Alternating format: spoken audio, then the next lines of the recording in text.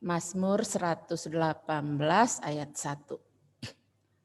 Ya, sebelumnya kita akan memulai dulu, kita angkat satu pujian kunaikan syukur.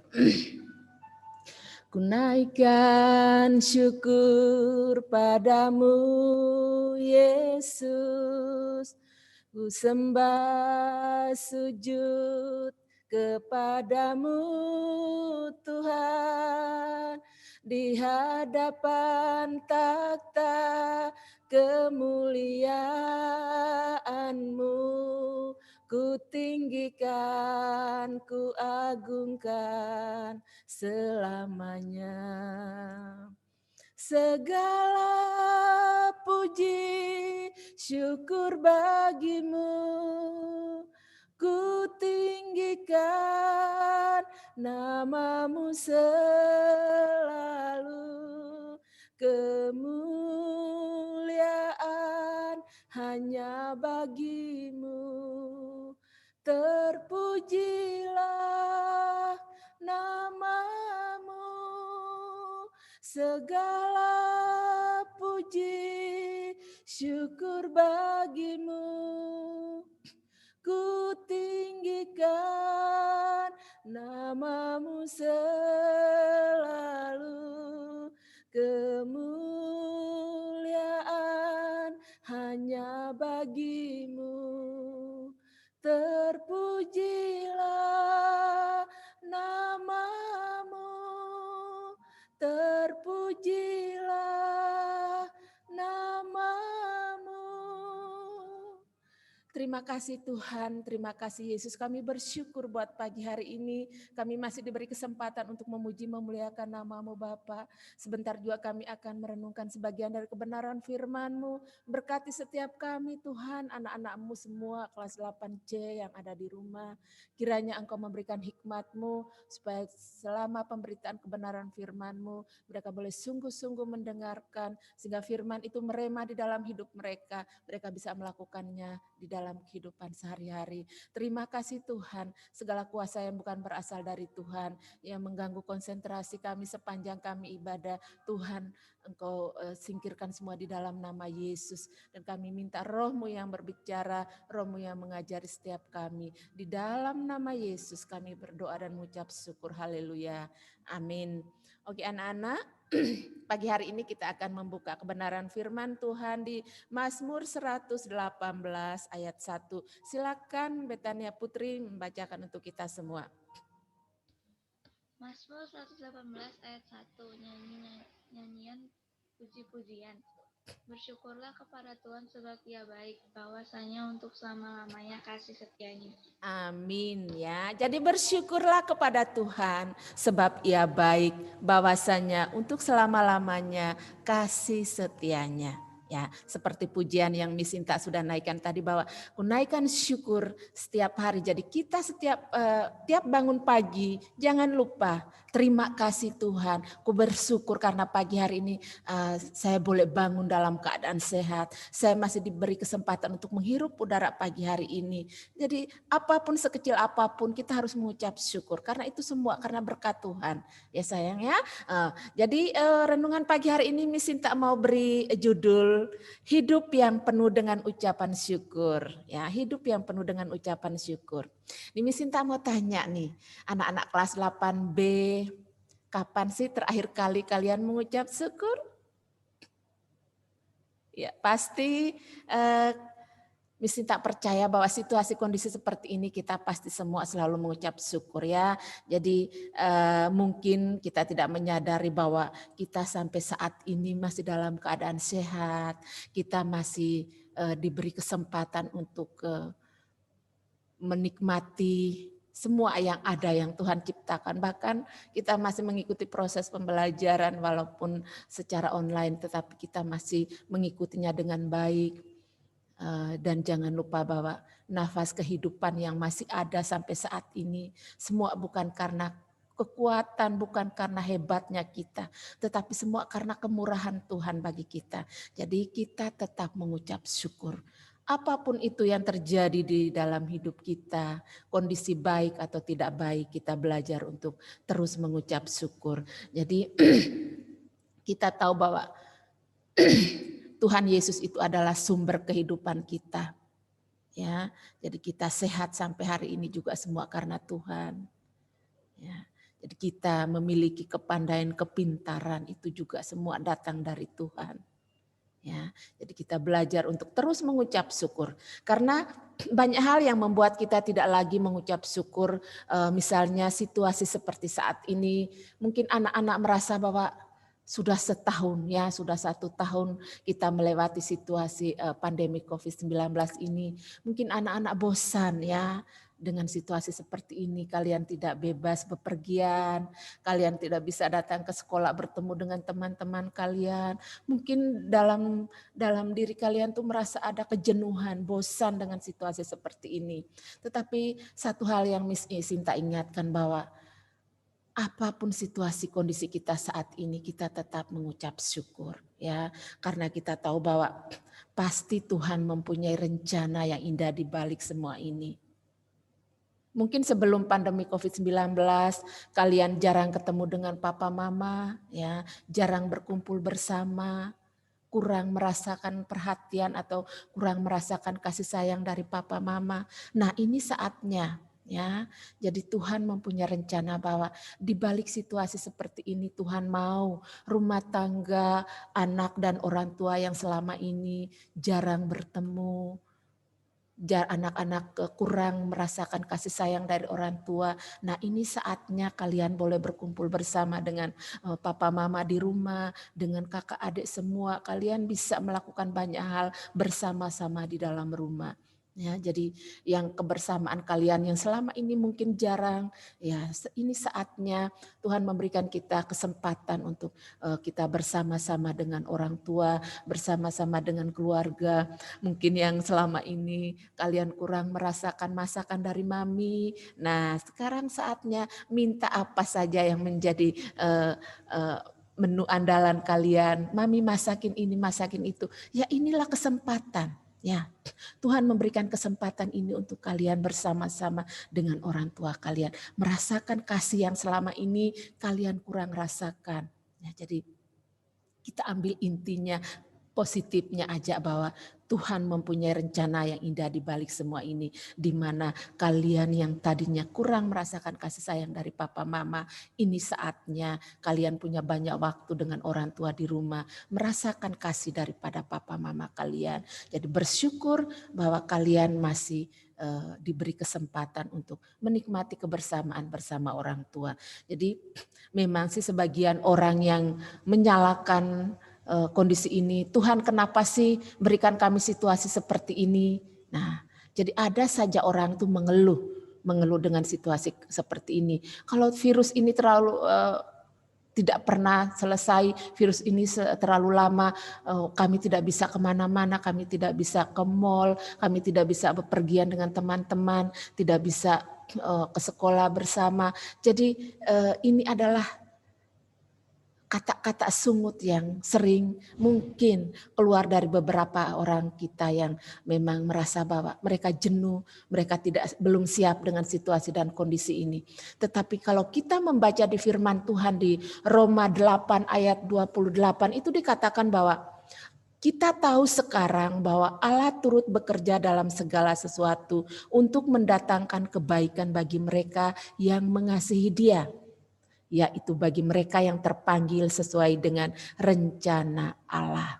Nah, jadi sebagai orang beriman kepada Tuhan Yesus, kita harus percaya bahwa di balik virus, di balik pandemi COVID-19 ini, ada rencana Tuhan yang indah bagi kita semua. Ya, jadi ada rencana Tuhan yang indah bagi kita. Karena apa? Allah turut bekerja di dalam segala sesuatu untuk mendatangkan kebaikan bagi kita. Ya, Jadi tadi Misinta katakan bahwa mungkin selama ini kalian kurang perhatian dari papi mami, kurang mendapatkan kasih sayang. Nah ini Tuhan mempunyai situasi, Tuhan memberikan keadaan seperti ini supaya apa? Kalian merasakan kasih sayang orang tua, merasakan perhatian dari papa mama kalian. Jadi Tuhan merancangkan semua ini untuk mendatangkan kebaikan bagi kita. Ya anak-anak ya, jadi bersyukurlah dengan situasi seperti ini. Walaupun memang kalian harus belajar dari rumah, tetapi yang satu hal yang Tuhan mau bahwa kasih sayang di dalam rumah tangga orang tua dengan anak-anak itu terus terjalin apapun situasi kondisinya. Tetapi karena sebelum pandemi papa mama mungkin sibuk bekerja, kurang perhatian dengan kalian. Nah ini saatnya. Jadi ini adalah keadaan yang baik yang Allah rancangkan bagi kita. Jadi ya kita tahu bahwa di firman Tuhan lain di Yeremia 29 ayat 11 itu dikatakan bahwa sebab aku ini mengetahui rancangan-rancangan apa yang ada padaku mengenai kamu. Ya, demikian firman Tuhan yaitu rancangan damai sejahtera dan bukan rancangan kecelakaan untuk memberikan kepadamu hari depan yang penuh dengan harapan. Nah, jadi rancangan atau rencana Tuhan terhadap kita semua di dalam situasi seperti ini itu adalah yang terbaik ya. Jadi kita patut bersyukur itu. Jadi kita patut bersyukur bahwa Tuhan masih memberikan kesempatan kepada kita dan kita masih sehat sampai sekarang. Ini adalah hal yang paling baik yang Tuhan berikan kepada kita. Jadi kita belajar untuk mengucap syukur di dalam segala hal. Kalau kita baca di 1 Tesalonika 5 ayat 18, di situ firman Tuhan katakan bahwa mengucap syukurlah dalam segala hal, sebab itulah yang dikehendaki Allah di dalam Kristus Yesus bagi kamu. Ya, anak-anak, jadi banyak ayat firman Tuhan yang meneguhkan kita, yang memberi peneguhan kepada kita. Jadi mengucap syukurlah dalam segala hal, sebab itulah yang dikehendaki Allah di dalam Kristus Yesus bagi kamu. Jadi apapun kondisi kita saat ini, entah itu baik, entah itu tidak baik, ya dengan situasi seperti ini mungkin kalian bosan, tetapi tetap mengucap syukur, tetap bersyukur kepada Tuhan karena Tuhan masih memberikan kita kesehatan sampai hari ini ya. Jadi kesimpulan yang Misinta ambil dari renungan pagi hari ini bahwa yang pertama adalah bersyukur karena kita masih menikmati hari ini dengan penuh sukacita. Ya Nana, bersyukur karena kita masih menikmati hari ini dengan penuh sukacita. Kemudian yang kedua adalah bahwa bersyukur karena kita masih diberi nafas kehidupan. Ya, bersyukur karena kita masih diberi nafas kehidupan sampai hari ini. Ya, jadi intinya bahwa kita harus bersyukur di dalam segala hal. Amin. Ya anak-anak, jadi ini adalah firman Tuhan yang Misinta bisa sharingkan bersama anak-anak pagi hari ini. Biar bisa menjadi rema, kalian bisa mempraktekkan di dalam kehidupan hari-hari. Bahwa kalian harus belajar untuk tetap bersyukur di dalam segala hal, di dalam segala situasi. Ya. Mari kita berdoa dan pagi hari ini juga Miss minta tolong kita semua bersuara, kita berdoa buat situasi dan kondisi di bangsa kita, di pulau kita dan juga kita berdoa karena banyak bencana yang sedang terjadi, baik itu bencana alam, tanah longsor, bencana kejadian di transportasi baik udara, darat, semuanya kita bawa di dalam doa dan jangan lupa kita di akhir doa kita mau berdoa untuk sekolah kita, untuk anak-anak semua siswa-siswi SMP ya. Mari kita berdoa bersama-sama. Bapa kami mengucap syukur buat pagi hari ini firman Tuhan sudah kami dengar. Kami mau merenungkan firman-Mu ini, kami belajar untuk mengucap syukur di dalam segala hal di dalam kehidupan kami sehari-hari. Karena kami tahu kami sehat sampai hari ini bukan karena kuat hebat kami, kami. Semua karena kasih kemurahan-Mu Tuhan. Kami mengucap syukur atas kebaikan-Mu ini Bapa. Dan kami juga berdoa menyerahkan bangsa dan negara kami, khususnya para pemimpin bangsa ini, presiden, wakil presiden, dan seluruh jajarannya Tuhan. Engkau memberkati mereka, berkati kesehatan mereka, berikan mereka hikmat-Mu supaya dalam memimpin bangsa ini mereka boleh memimpin dengan hikmat daripada Tuhan.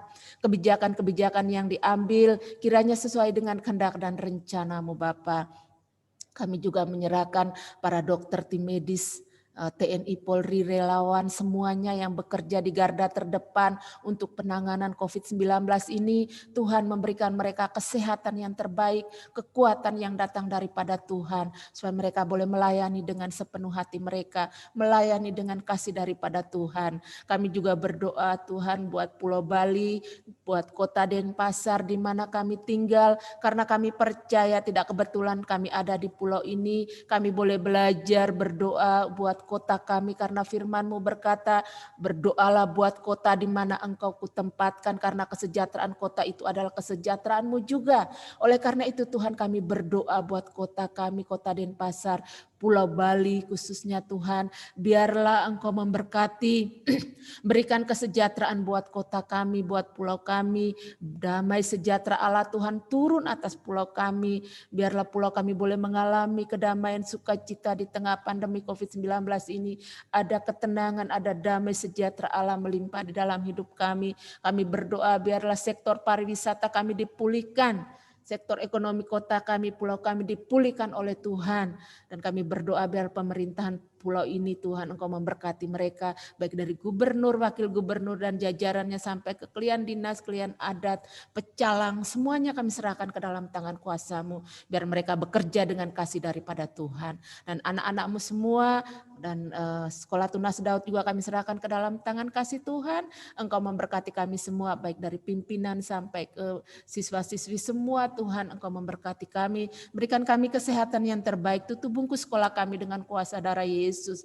Dan anak-anak kami semua yang ada di rumah juga Tuhan berkati kesehatan mereka. Damai sejahtera sukacita Tuhan terus melingkupi hidup mereka. Biarlah juga Tuhan Engkau memberkati kedua orang tua mereka. Berikan kesehatan yang terbaik. Usaha pekerjaan orang tuanya diberkati supaya semua yang dikerjakan Tuhan buat berhasil. Terima kasih Tuhan Yesus Engkau sungguh baik. Pagi hari ini kami serahkan guru-guru yang mengajar. Kiranya Tuhan kami boleh mengajar dengan kasih daripada Tuhan. Dengan hikmat daripada-Mu Tuhan. Supaya kami boleh mendidik anak-anak ini dengan baik. Walaupun kami belajar mengajar jarak jauh. Tetapi kasih Tuhan selalu mengikat kami. Supaya kami tetap semua ada di dalam perlindungan-Mu Bapa. Terima kasih Tuhan, terima kasih Yesus, terima kasih Roh Kudus. Inilah doa kami alaskan hanya di dalam nama Tuhan Yesus Kristus. Kami sudah berdoa dan mengucap syukur. Amin. Oke anak-anak, selamat pagi, shalom. Tuhan Yesus memberkati kalian semua. Amin.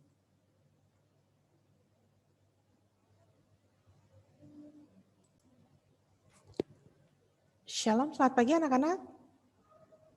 Bisa dengar suaranya Miss? Oke, terima kasih untuk responnya. Oke, sebelum kita belajar, mari kita berdoa. Bapak kami mengucap syukur untuk pagi ini Bapak, terima kasih untuk kebaikan-Mu Bapak. Saat ini kami akan mengikuti pembelajaran seni budaya, kiranya Engkau menolong kami dalam kelancarannya. Terima kasih Bapak, dalam nama Tuhan Yesus kami berdoa. Amin. Selamat pagi anak-anak.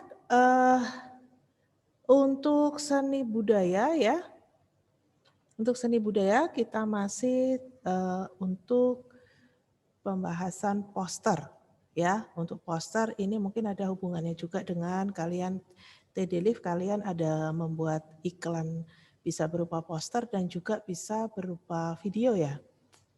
Oke, untuk video ataupun poster yang sudah kalian buat ya, itu sudah beberapa nanti kita akan tampilkan untuk di TD Live ya, untuk di TD Live. Jadi nanti akan dipilih karena kalian ada banyak sekali videonya. Kebetulan untuk di kelas 8 itu videonya lumayan banyak ya. Jadi mungkin tidak bisa semuanya. Jadi akan dipilih beberapa ya. Mungkin yang paling lengkap dari awal presentasi sampai dengan hasilnya. Oke, untuk poster hari ini silahkan kalian bisa buka di bagian Moodle ya. Kemarin untuk tugas yang lalu ada yang belum mengumpulkan untuk posternya ya. Kita sambil buka di Moodle.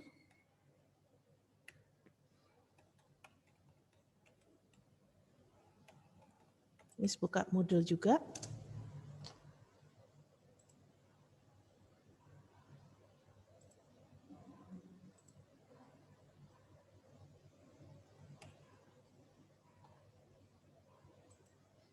Kalian di situ lihat di bagian membuat poster.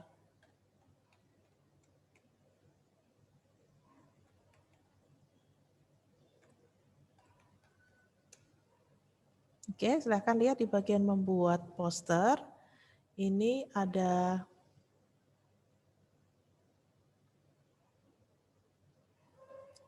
satu assignment, Miss akan buka.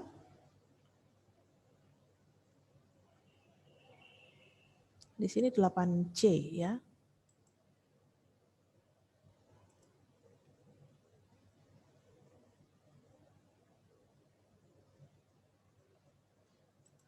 Oke, sebentar Miss keliru masuknya di TD Live.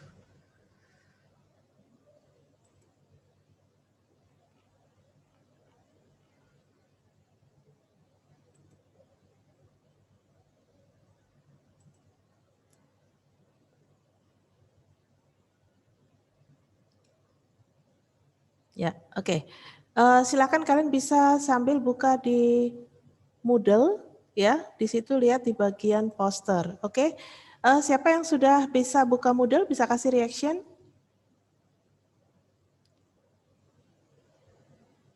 Oke, Jason sudah, Aurelia sudah, Rida sudah, Edo sudah, Elda sudah, Kak Gilang sudah, Christopher, Shaniel, ya. Oke, anak-anak kalian lihat di situ ya, di bagian poster. Hari ini kita mau buat poster tentang kesehatan, ya, poster tentang kesehatan. Kalian bisa lihat untuk tema-tema kesehatan, misalnya rajin gosok gigi. Kemudian kalau yang sekarang ini kondisi pandemi ya, kalian bisa buat yang berhubungan dengan corona. Entah itu penggunaan masker dan lain-lain. Kemudian untuk kesehatan bisa juga imunisasi ya, itu berhubungan dengan kesehatan. Nah, di sini untuk poster kesehatan, silahkan hari ini kalian bisa buat pesan yang disampaikan bebas, tetapi harus sesuai dengan tema ya. Kalian bisa melengkapi dengan gambar dan gambar ini harus mendukung pesan. Kemudian pergunakan warna-warna yang terang. Kemudian waktunya nanti untuk hari ini, seberapa kalian bisa menyelesaikan silahkan nanti bisa diupload di Moodle. Oke? Makanan bergizi boleh. Ya ada hubungannya dengan kesehatan ya. Itu karena untuk kesehatan tubuh, pencernaan ya. Oke? Ada yang mau ditanyakan?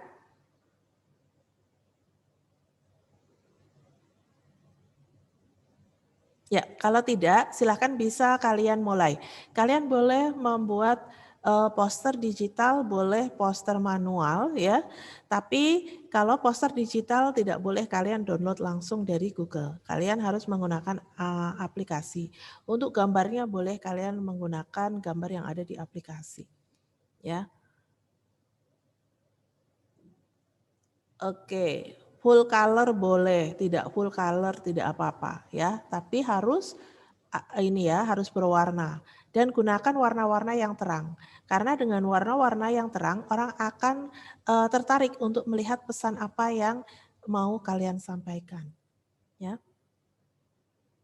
Oke. Ada lagi yang mau ditanyakan? Kalau tidak, bisa kalian mulai dari sekarang, bisa dikerjakan. Untuk pertanyaan nanti bisa lewat chat. Oke, anak-anak sudah sampai di mana? Miss sudah cek beberapa, sudah 8 orang yang mau mengupload ya. Mungkin kalian yang kesulitan mengupload bisa perhatikan di sini, Miss akan ajarin kalian. Ini Miss share screen ya.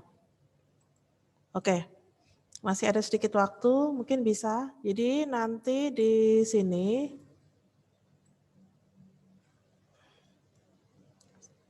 sebentar, Miss harus. Oke, perhatikan di sini di membuat poster. Di membuat poster, kalian klik di sini poster kesehatan. Nah, lihat di bagian bawah ada tambahkan pengajuan atau tugas atau laporan, itu diklik. Setelah itu, nah di sini ada tanda download ya. Ada tanda download, kamu bisa klik di sini, boleh di sini ya. Kamu tambahkan ini file, ini folder. Kalau mau file, pilih file, klik, nanti akan dikasih pilihan file mana yang harus di-upload, baru setelah itu upload, setelah proses upload baru simpan perubahan. Oke? Masih ada yang bingung untuk cara mengupload tugas di bagian Moodle?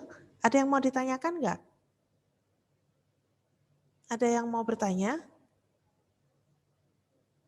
Jadi nanti silakan kalian langsung klik yang bagian tugasnya, nanti ada seperti ini, pengiriman berkas. Di pengiriman berkas ini kamu pilih misalnya ini file, choose file mana yang kamu pilih ya. Misalnya klik ini, kalian open, upload ya. Oke ya anak-anak ya. Oh sorry, ini enggak share screen ya.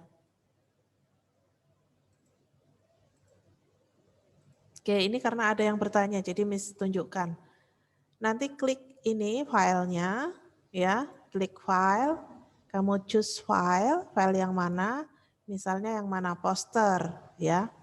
Ini open, baru upload ya. Oke, untuk yang masih bingung, tadi ada yang bertanya ya. Oke anak-anak, untuk tugas kalian di Moodle yang sudah kalian kirimkan di bagian poster lingkungan, Miss sudah nilai semua. Kecuali untuk yang belum jadi ya, yang belum jadi Miss masih kasih kesempatan. Silakan kalian upload di bagian poster lingkungan yang sudah jadi. Ya, untuk poster kesehatan silakan kalian upload dulu seberapa kalian jadi hari ini. Nanti yang sudah jadi Miss nilai. Kalau yang sudah masuk tadi ada 8 orang, Miss sudah nilai semua. Seberapa jadinya kalian bisa upload dulu ya. Nanti Miss akan buka room untuk kalian bisa mengupload, misalnya yang sekarang kalian upload misalnya belum selesai, nanti Miss akan buka room lagi untuk bisa mengupload yang sudah jadi. Oke anak-anak, ada yang mau ditanyakan lagi? Ada pertanyaan? Kalau tidak, Miss akan tutup dengan doa, mari kita berdoa. Bapak terima kasih untuk pembelajaran hari ini, terima kasih untuk kebaikan-Mu Bapak, semua boleh berjalan dengan lancar. Saat ini anak-anak-Mu akan melanjutkan pembelajaran berikutnya, kiranya Engkau selalu menyertai mereka. Dalam nama Tuhan Yesus kami berdoa, amin. Terima kasih anak-anak untuk pembelajaran hari ini. Bisa kasih reaction yang masih di Zoom? Oke, terima kasih semuanya. Tuhan Yesus memberkati. Sampai bertemu di pembelajaran berikutnya. Halo. Hai anak-anakku, kelas 8C. Selamat pagi. Halo Tania. Halo Kristo, selamat pagi Jason, Elda, hai. Di sini harapkan kalian selalu dalam keadaan sehat ya. Halo Wulan, selamat pagi nak. Halo Ridas, hai Jeremy, selamat pagi. Halo Adel, selamat pagi nak. Oke anak-anak, hari ini kita akan melanjutkan pelajaran agama dan budi pekerti ya. Tapi sebelumnya kita akan berdoa terlebih dahulu. Oke ya. Oke, Wulan pimpin kita dalam doa. Silakan Wulan. Teman-teman, mari kita berdoa. Tuhan Yesus, terima kasih Tuhan buat hari ini Tuhan. Sekarang kami akan melanjutkan pelajaran agama dan budi pekerti Tuhan. Tolong berkati kami dan Mistian yang akan mengajar kami Tuhan. Terima kasih Tuhan, dalam nama kami berdoa. Haleluya, amin. Amin. Terima kasih Wulan sudah berdoa untuk kita semua. Sudah berdoa untuk Mistiani. Terima kasih nak ya. Baik anak-anak, hari ini kita akan melanjutkan pembelajaran agama dan budi pekerti.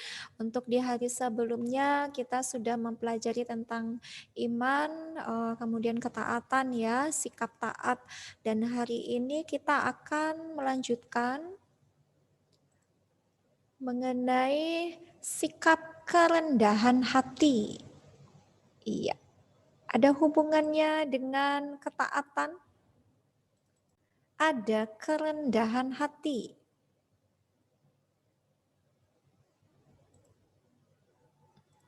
Oke, sudah terlihat ya. Kerendahan hati. Coba kita renungkan bersama-sama. Kerendahan hati.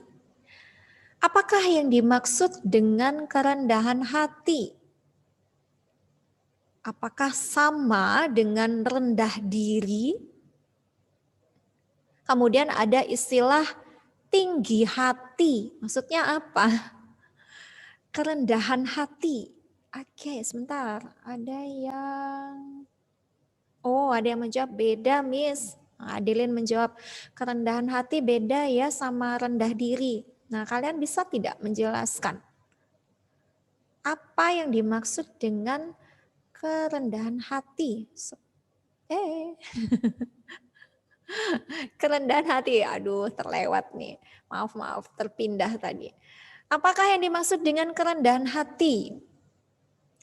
Kalau menurut kalian rendah diri itu beda sama rendah hati, apa sih bedanya? Kemudian ada istilah tinggi hati. Jadi lawan kata rendah hati itu adalah tinggi hati. Nah, Miss ini mau bertanya nih, kerendahan hati itu maksudnya apa? Rendah hati itu maksudnya apa? Ada yang tahu?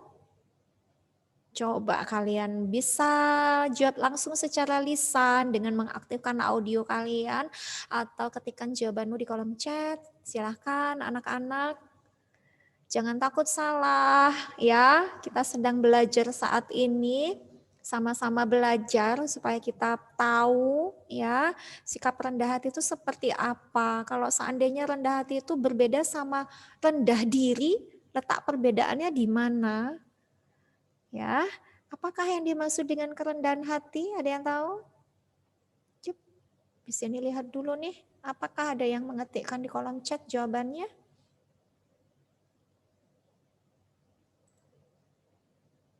Oh, sebentar. Adelin menjawab, kalau rendah hati itu humble, tidak sombong, tapi tetap punya prinsip sendiri. Soalnya kadang rendah diri itu minder dan takut mengecewakan orang lain.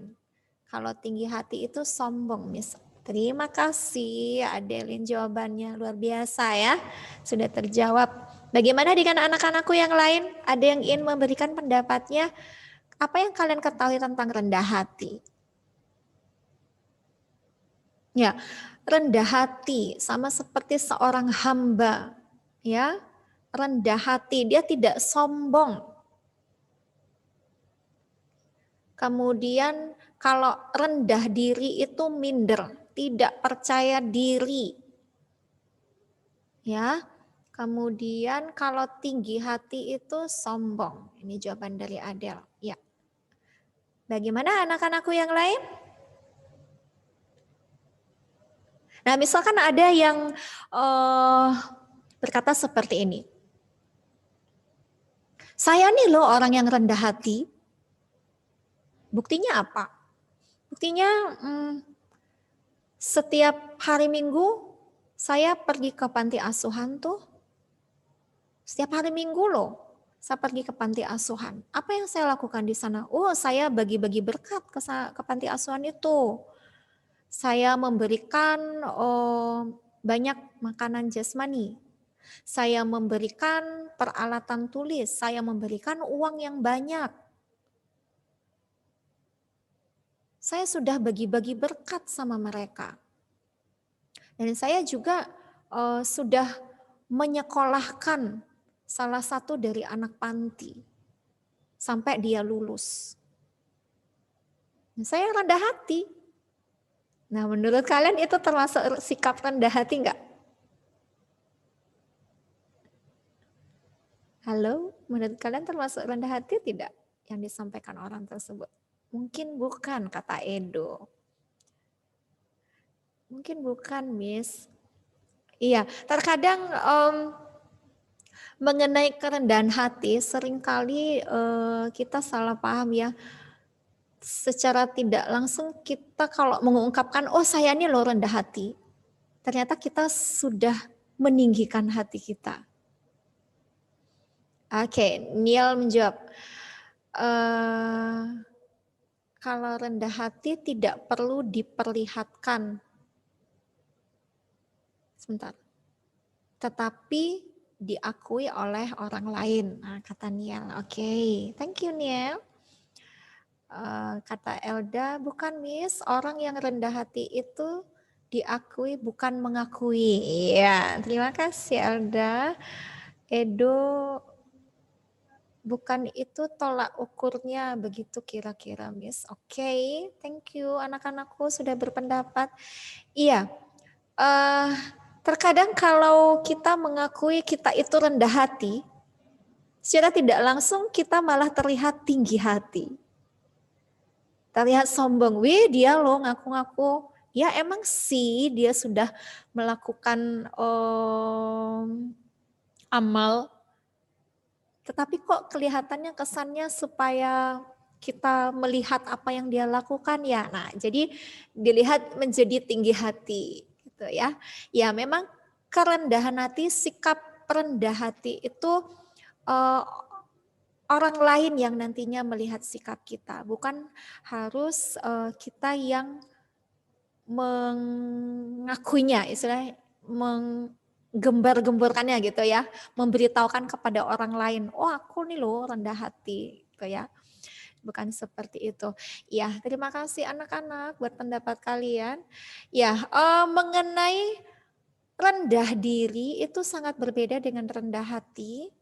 Ya, sudah disampaikan tadi oleh teman kalian, rendah diri itu lebih sering minder gitu ya, tidak percaya diri. Contohnya saja, seseorang rendah diri karena keadaan fisiknya yang menurut dia sendiri itu tidak baik. Saat dia bercermin, aduh saya lihat kok hidung saya gini ya, saya mau hidung saya itu biar mancung gitu, ini segini ini kurang nih loh, jadi saya gak pede banget. Nah itu udah rendah diri, bukan rendah hati. Jadi lebih melihat kepada kekurangan yang dimiliki, padahal sebetulnya dengan hidungnya seperti itu dia sudah terlihat bagus. Ya beda ya. Jadi untuk rendah hati, seperti lagu yang kita nyanyikan tadi ya, mengatakan berikanku hati seperti hatimu yang penuh dengan belas kasihan.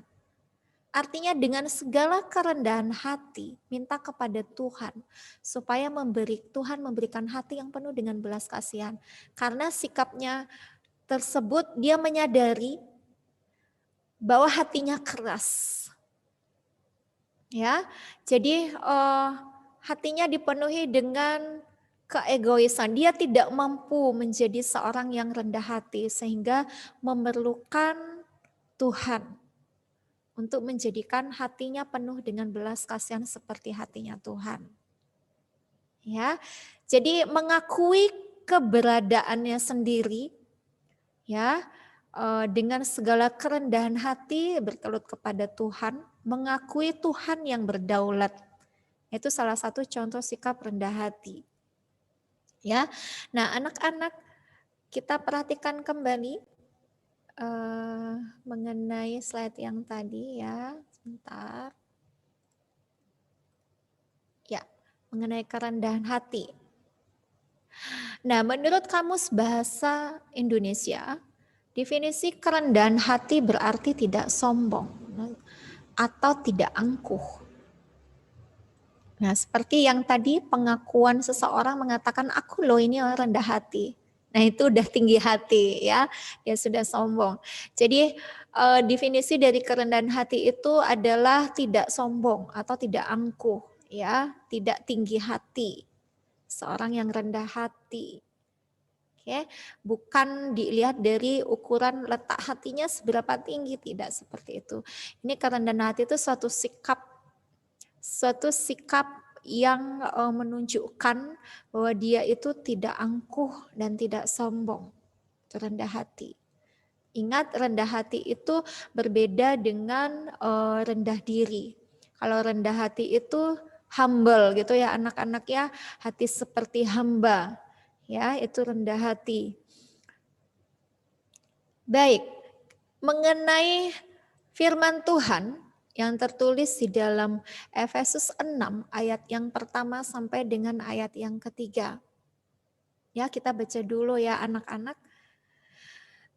Hai anak-anak, taatilah orang tuamu di dalam Tuhan karena haruslah demikian.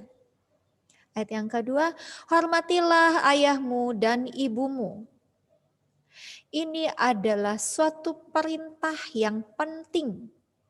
Seperti yang nyata dari janji ini. Janjinya ada di ayat yang ketiga. Apakah janjinya?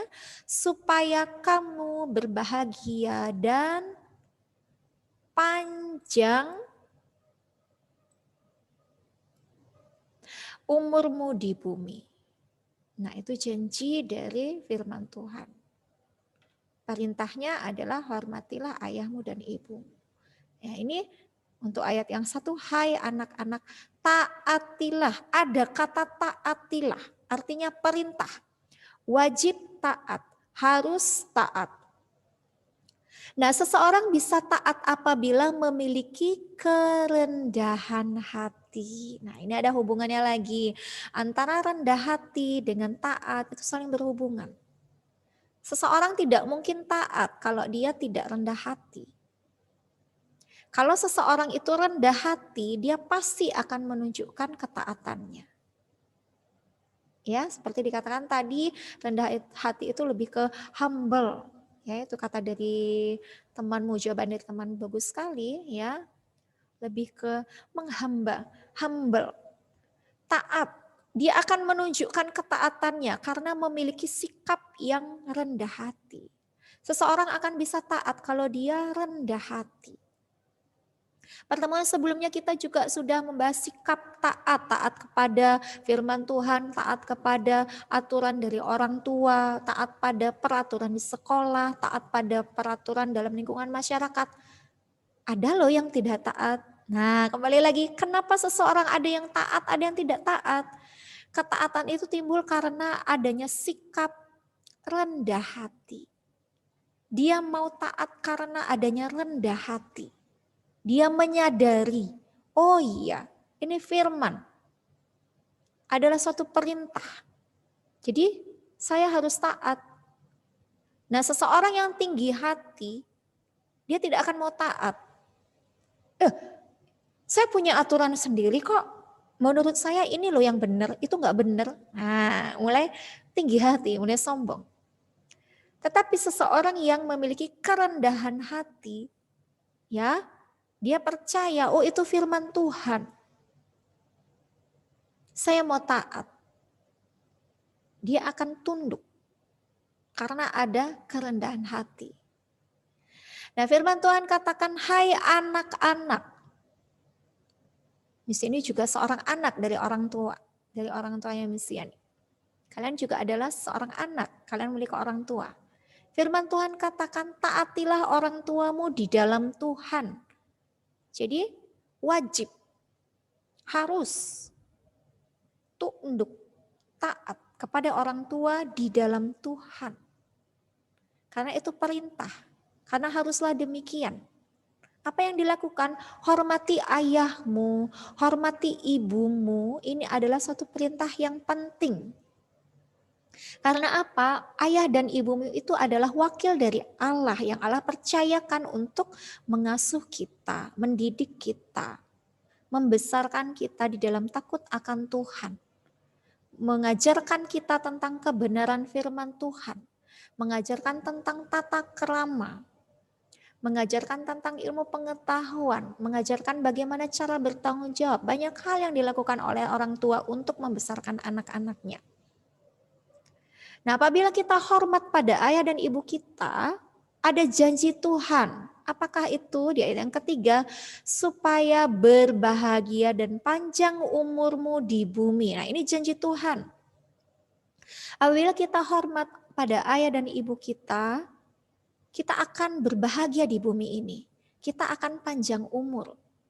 Nah, anak-anak tidak hanya panjang umur saja, tetapi di dalam panjang umur itu kita akan berbahagia. Nah, ini hal yang penting yang harus kita ketahui. Nah, apabila kita siap berulang tahun, kita seringkali mendengarkan lagu panjang umurnya itu ya. Tapi ada rahasia yang perlu kita ketahui. Rahasia ilahi di sini, seseorang akan panjang umur dan berbahagia apabila ia menghormati ayah dan ibunya. Ada loh orang yang panjang umur tapi tidak bahagia. Ya, ada yang umurnya sampai 100 lebih tapi dia tidak bahagia. Aduh, umurku sudah 100 lebih tapi kok merasa tidak nyaman seperti ini. Masih ada yang kurang, masih ada ini yang masih saya ingin tapi nggak bisa saya dapatkan. Kenapa harus begini, kenapa harus begitu. Ya, jadi tidak berbahagia, banyak keluhannya. Tapi firman Tuhan katakan, hormatilah ayahmu dan ibumu. Supaya apa? Berbahagia dan panjang umur. Jadi di dalam panjang umur itu kita akan mengalami kebahagiaan. Ya. Kita bisa taat pada firman Tuhan apabila memiliki sikap kerendahan hati. Ya, sikap kerendahan hati. Baik, kita mau melihat kisah Yesus pada usia 12 tahun. Nah, kalian usianya 12 tahun kan? Ya, masih masa remaja. Nah, Yesus pernah mengalami usia-usia tersebut. Mungkin sering dikatakan, usia-usia ini, usia yang mencari jati diri, usia yang ingin berontak-berontak, gak mau diatur, saya gak mau saya punya aturan sendiri, ngapain juga harus ikut aturan itu, ini. Nah, kita mau melihat apa yang dilakukan Yesus di usianya yang ke-12 tahun. Sama usianya seperti kalian saat ini. Ya, judulnya Yesus pada umur 12 tahun dalam bait Allah. Nah, sekarang kalian buka Alkitab kalian anak-anak. Oke, lihat Alkitabnya, dibaca di Perjanjian Baru. Lukas pasal yang kedua. Ayo, dibuka Alkitabnya. Lukas pasal yang kedua ayat 41 sampai dengan ayatnya yang ke-52. Fokus pembahasan adalah sikap Yesus terhadap orang tua dan tugasnya dari Allah Bapa. Oke, sudah? Sudah dibuka Alkitabnya? Lukas 2 ayat 41 sampai dengan ayatnya yang ke-52.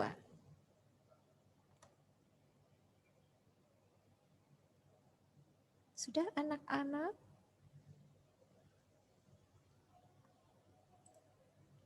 Oke, sudah dibuka Alkitabnya?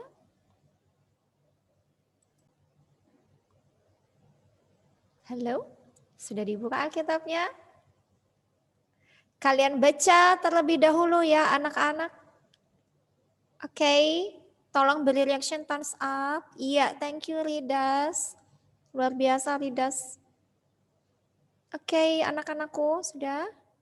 Oke, Miss. Ya, thank you Adeline. Ya, dibaca dulu ya. Thank you Jason dan Tania. Dibaca 3 menit cukup? Cukup ya?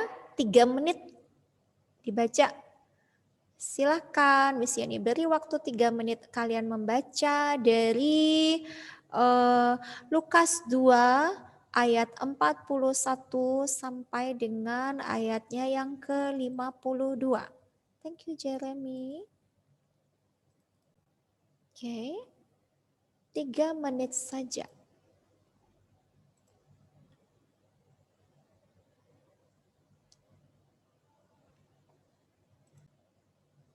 Oke, anak-anak sudah terbaca? Sudah 3 menit selesai membaca dari Lukas 2 ayat 41 sampai dengan 52. Sudah selesai? Elda sudah ya? Oke, terima kasih. Anak-anakku yang lain bagaimana? Apakah sudah dibaca? Halo? Iya, Jason sudah. Oke. Baik, terima kasih. Ya, kita lihat kembali. Nah, ini dia. Baik, Lukas 2 ayat yang ke-41 sampai dengan 52. Judulnya adalah Yesus pada umur 12 tahun dalam bait Allah. Iya, misalnya akan bacakan buat kita semua ya anak-anak. Tiap-tiap tahun orang tua Yesus pergi ke Yerusalem pada hari raya Paskah. Ketika Yesus telah berumur 12 tahun, pergilah mereka ke Yerusalem seperti yang lazim pada hari raya itu. Sehabis hari-hari perayaan itu, ketika mereka berjalan pulang, tinggallah Yesus di Yerusalem tanpa diketahui orang tuanya. Karena mereka menyangka bahwa ia ada di antara orang-orang seperjalanan mereka, berjalanlah mereka sehari perjalanan jauhnya, lalu mencari dia di antara kaum keluarga dan kenalan mereka. Karena mereka tidak menemukan dia, kembalilah mereka ke Yerusalem sambil terus mencari dia. Sesudah 3 hari mereka menemukan dia dalam bait Allah. Ia sedang duduk di tengah-tengah alim ulama sambil mendengarkan mereka dan mengajukan pertanyaan-pertanyaan kepada mereka. Dan semua orang yang mendengar dia sangat heran akan kecerdasannya dan segala jawab yang diberikannya. Dan ketika orang tuanya melihat dia, tercenganglah mereka, lalu kata ibunya kepadanya, "Nak, mengapakah engkau berbuat demikian terhadap kami? Bapamu dan aku dengan cemas mencari engkau." Jawabnya kepada mereka, "Mengapa kamu mencari aku? Tidakkah kamu tahu bahwa aku harus berada di dalam rumah Bapakku?" Tetapi mereka tidak mengerti apa yang dikatakannya kepada mereka. Lalu ia pulang bersama-sama dengan mereka ke Nazaret, dan ia tetap hidup dalam asuhan mereka, dan ibunya menyimpan semua perkara itu di dalam hatinya. Dan Yesus makin bertambah besar dan bertambah hikmatnya dan besarnya, dan makin dikasihi oleh Allah dan manusia. Nah, anak-anak, demikian pembacaan kita. Oke, ya, Edo juga sudah selesai membaca ya.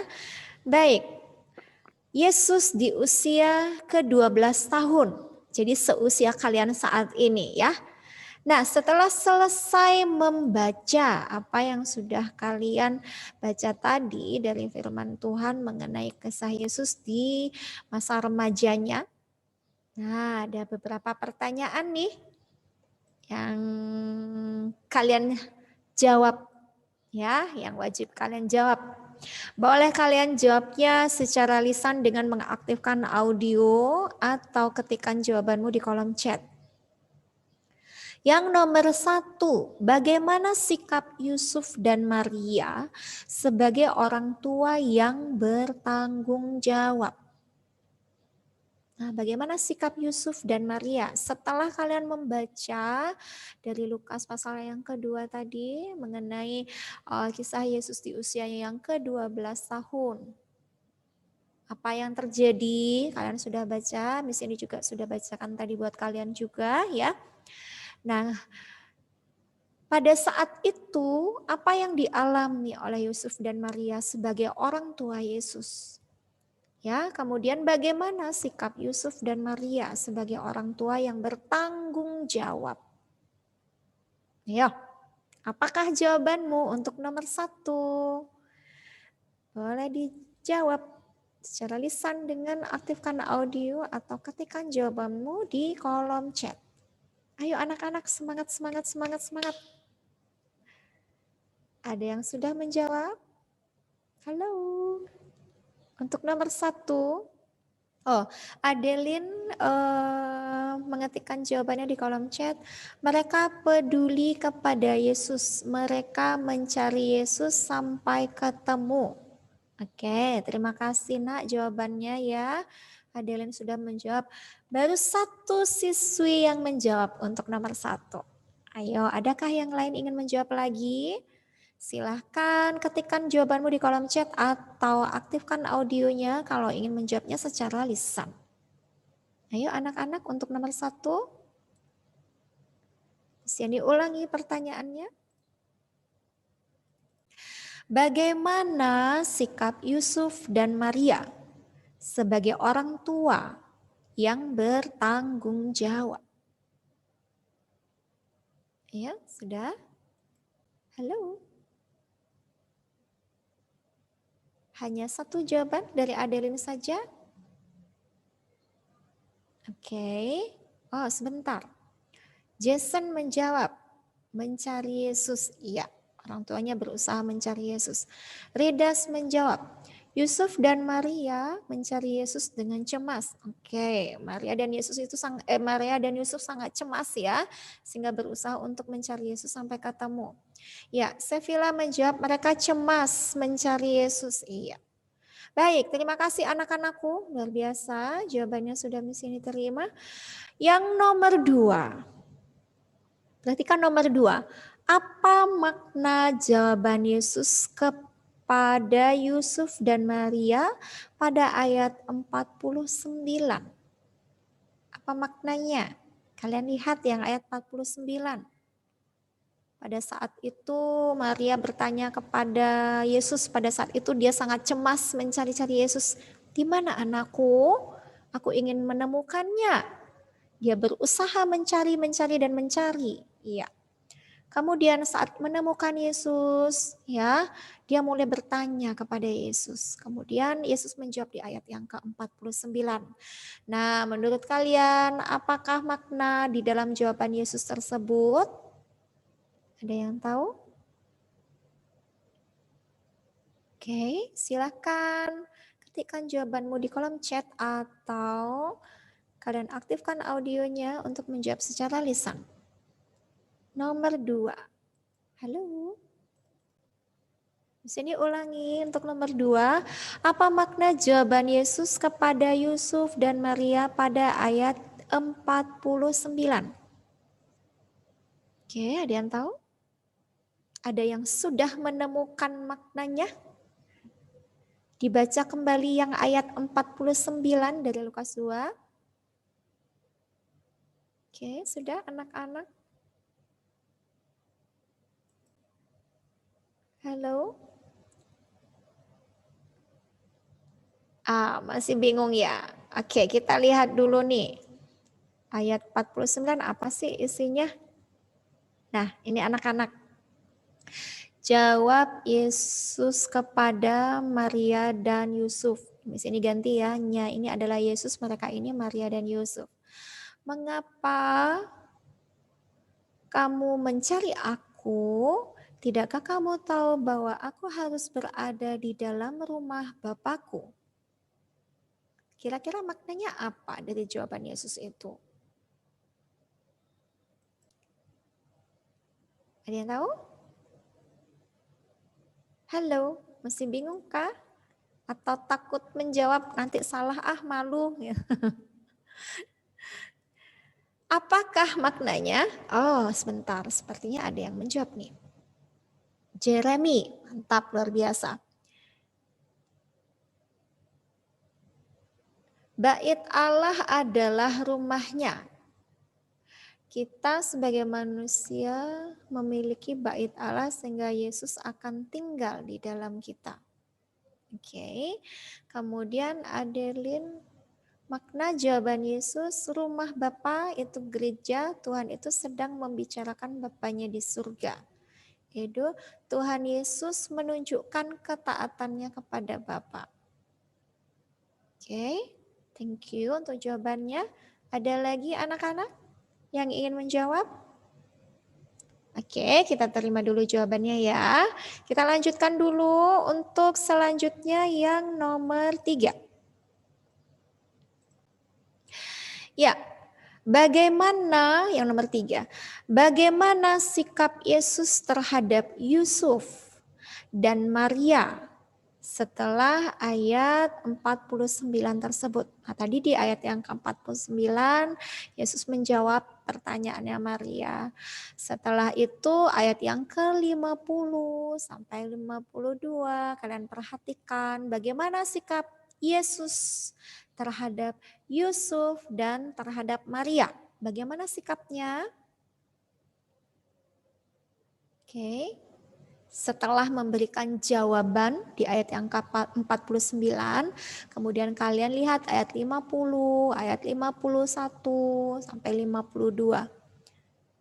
Tersirat sikap Yesus ya, ada tertulis juga di sana sikap Yesus terhadap Yusuf dan Maria. Nah, menurut kalian apakah kalian sudah menemukannya? Bagaimana sikap Yesus terhadap Yusuf dan Maria? Oke, ada yang tahu? Atau sedang memikirkan jawabannya? Silakan ketikkan jawabanmu di kolom chat atau kalian boleh aktifkan audio untuk menjawabnya secara lisan. Sudah anak-anak? Untuk yang nomor 3? Oke, bisa diulangi. Bagaimana sikap Yesus terhadap Yusuf dan Maria setelah ayat 49 tersebut? Jadi lihat ayat yang ke-50 sampai 52. Oke, sudah? Halo? Nomor 3? Masih ragu-ragu untuk menjawab? Tidak menemukannya? Oh, sebentar. Ini jawaban dari Adeline ya. Tuhan Yesus tetap tinggal di asuhan mereka dan tidak memberontak. Tidak menjawab balik yang memberontak. Oke, thank you Adeline. Ada yang ingin menjawab lagi untuk yang nomor 3? Yesus tetap tinggal dalam asuhan Maria dan Yusuf. Oke. Yap, Edo menjawab. Maria dan Yusuf tidak mengerti apa yang dikatakan oleh Yesus. Iya benar nak. Tapi pertanyaannya di sini sikap Yesus yang ditanyakan ya. Bagaimana sikap Yesus terhadap Yusuf dan Maria? Oke. Ya, sesuaikan dengan pertanyaannya ya nak ya. Oke, terima kasih Edo sudah memberikan jawabannya. Ada lagi yang ingin menjawab anak-anakku? Ayo, kalian boleh ketikkan di kolom chat untuk jawabanmu. Bagaimana sikap Yesus terhadap Yusuf dan Maria setelah ayat, ya sebentar ada yang ingin menjawab ya. Ridas menjawab, Yesus tetap hidup di asuhan mereka. Thank you Ridas. Ya. Ada lagi? Oke, sudah kita lihat yang nomor 4. Teladan apakah yang dapat ditiru dari Yusuf, Maria, dan Yesus? Nah, ada 3 tokoh dalam kisah tersebut, yang tertulis dalam kisah tersebut, yaitu Yusuf, Maria sebagai orang tua, dan Yesus sebagai anak yang pada saat itu masih remaja, berusia 12 tahun. Teladan apa yang dapat ditiru dari Yusuf, Maria, dan Yesus? Oke, anak-anak, nomor 4. Apakah jawabanmu? Halo? Silahkan ketikkan jawabanmu di kolom chat atau kalian bisa aktifkan audio kalian untuk menjawab secara lisan. Untuk yang nomor 4, teladan apakah yang dapat ditiru dari Yusuf, Maria, dan Yesus?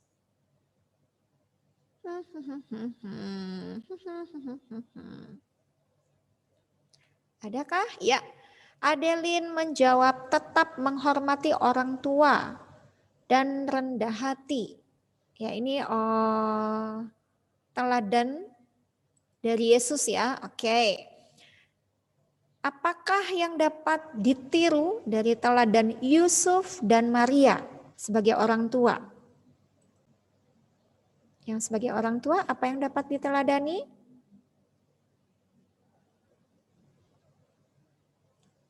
Hidup di dalam Allah.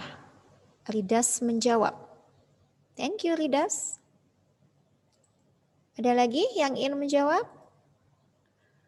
Adeline menjawab, mereka bertanggung jawab, Miss. Iya, thank you. Edo sebagai orang tua peduli terhadap anaknya. Iya, thank you, Edo. Iya. Ada lagi jawaban kalian untuk yang nomor 4?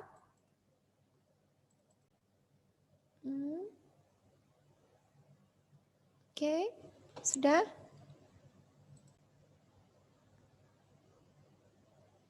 Oke, terima kasih anak-anakku yang sudah menjawab pertanyaan-pertanyaan tersebut. Ya, baik anak-anak, coba kita lihat kembali pertanyaan 1 sampai dengan 4. Bagaimana sikap Yusuf dan Maria sebagai orang tua yang bertanggung jawab? Nah, seperti kita ketahui, orang tua adalah wakil Allah, ya, yang Allah percayakan untuk mengasuh anak-anak, mendidik anak-anak di dalam takut akan Tuhan. Yusuf dan Maria merupakan orang tua yang sangat bertanggung jawab. Ya, dia sangat bertanggung jawab. Mereka sangat bertanggung jawab pada saat mereka mengetahui, oh, di manakah anakku Yesus? Di mana?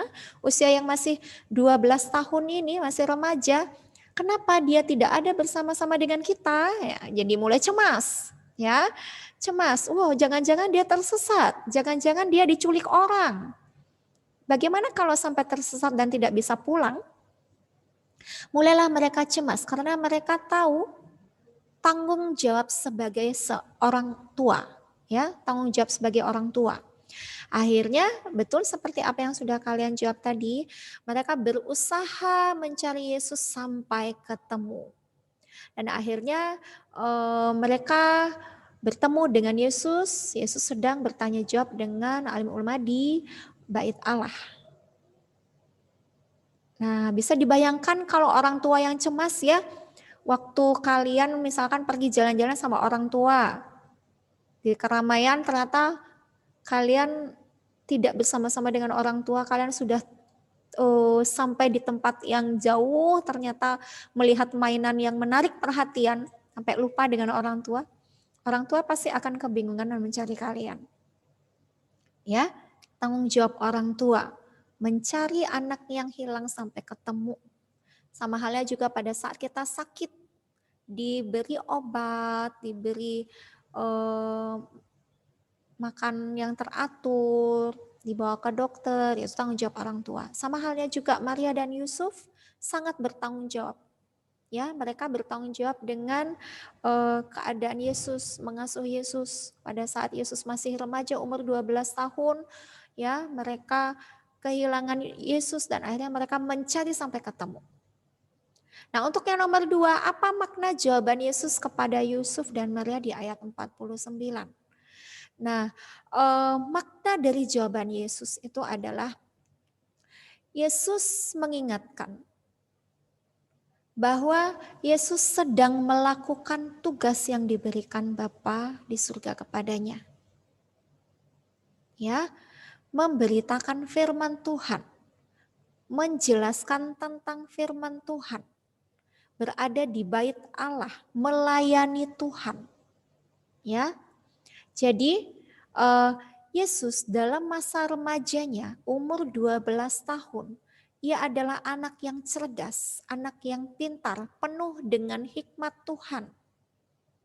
Pada saat itu bersama-sama dengan alim ulama yang ada di bait Allah, bersama dengan orang-orang dewasa, dia sanggup dan bisa menjawab pertanyaan mereka dengan penuh hikmat dan membuat orang-orang tersebut terheran-heran dengan jawaban Yesus yang luar biasa. Yesus melayani Tuhan di bait Allah. Yesus mencari orang-orang yang terhilang, menjelaskan tentang firman Tuhan, memberi pengertian kepada mereka tentang kebenaran firman Tuhan. Tentu saja mencari orang-orang yang terhilang, ya, supaya tidak tetap berada dalam dosa. Ya, jadi Yesus penuh dengan hikmat untuk menyampaikan firman Tuhan. Nah, kemudian yang ketiga, bagaimana sikap Yesus terhadap Yusuf dan Maria setelah ayat 49 tersebut. Nah, kita bisa melihat dari ini ya, ayat sebentar. Bisa ditunjukkan ini ya. Ayat ke-50, tetapi mereka tidak mengerti apa ini tentang Maria yang tidak paham yang maksud Yesus ya. Kemudian di ayat yang ke-51, nah ini dia. Lalu ia ini adalah Yesus, pulang bersama-sama mereka ke Nazaret. Mereka ini Maria dan Yusuf. Dan ia dan Yesus tetap hidup dalam asuhan Maria dan Yusuf. Jadi Yesus menunjukkan kerendahan hatinya, menunjukkan ketaatannya untuk kembali bersama dengan orang tuanya. Jadi dia hormat pada orang tuanya. Yesus mengerti saat itu orang tuanya cemas, ya. Yesus mengerti orang tua memiliki tanggung jawab yang besar. Karena itu dengan segala kerendahan hatinya Yesus taat. Dia tidak berontak ya, walaupun saat itu masih remaja, egonya tinggi. Kalau anak-anak remaja itu artinya dia merasa punya keputusan sendiri. Menurutku ini yang benar. Tapi Yesus menunjukkan ketaatannya, kerendahan hatinya. Dia tahu orang tuanya cemas walaupun saat itu dia melakukan tugas Bapa, ya. Tetapi dia sudah menyelesaikan tugas Bapa dan kembali kepada orang tua, taat kepada orang tua dengan kerendahan hati, ikut orang tua kembali pulang ke rumah dan berada dalam asuhan orang tua. Ya. Kemudian teladan apakah yang dapat ditiru dari Yusuf, Maria dan Yesus? Sebagai orang tua, teladan yang dapat ditiru dari Yusuf dan Maria, ya, Yusuf dan Maria adalah orang tua yang bertanggung jawab. Jadi menjadi orang dewasa, menjadi orang tua yang bertanggung jawab. Kemudian teladan yang dapat ditiru dari Yesus sebagai anak remaja yang berumur 12 tahun, teladan yang dapat ditiru adalah memiliki kerendahan hati dan taat kepada orang tua dan juga taat melakukan kehendak Bapa di surga. Ya. Jadi hari ini kita sudah belajar fokus terhadap sikap Yesus terhadap orang tua dan sikapnya terhadap tugas dari Allah Bapa. Jadi Yesus dengan kerendahan hatinya, ia taat kepada orang tua, mau kembali pulang untuk diasuh kembali oleh orang tua, dan sikap taatnya kepada Allah Bapa untuk melakukan tugas yang sudah diberikan kepadanya. Oke, demikian anak-anak yang bisa kita pelajari. Yesus sudah memberikan contoh kepada kita di masa remajanya, usia 12 tahun, yang dikatakan pada masa remaja itu anak-anak banyak ingin sedikit berontak kepada orang tua, yang tidak bisa taat kepada orang tua. Tetapi Yesus sudah memberikan teladan bahwa di masa remaja ia sudah memuliakan Tuhan. Ia sudah taat kepada firman. Ia sudah taat kepada orang tua, menghormati orang tuanya. Kerendahan hati.